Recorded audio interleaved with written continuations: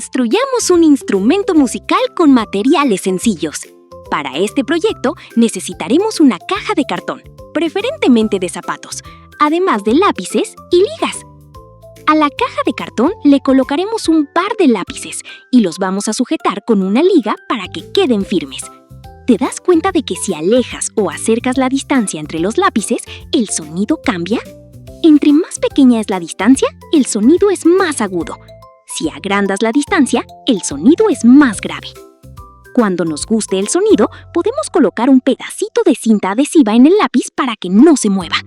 Y listo. Agrega tantas ligas como desees. Ahora puedes tocar tu instrumento con los dedos o con 2 lápices a modo de baqueta.